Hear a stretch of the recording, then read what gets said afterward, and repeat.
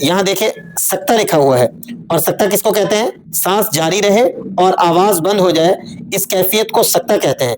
اب یہاں غلطی کیا ہوتی ہے کہ لفظ بل کو الگ سانس میں اور رونا کو دوسرے سانس میں پڑھ دیا جاتا ہے۔ اس طرح سے پڑھنا غلط ہے۔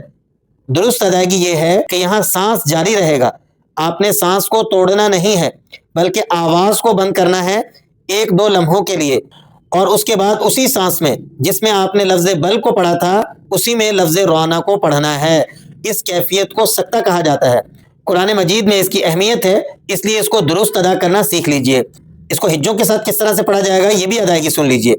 بالام زبر بل، رو الف زبر رو، بل رو، بل رو، نون زبرنا، بل رونا، بل رونا، وقفاً، بل رون۔ اگر آپ چاہتے ہیں کہ یہ مکمل سبق آپ دیکھیں تو ہمارے چینل عدنان قرآن اکیڈمی کا وزٹ کیجئے۔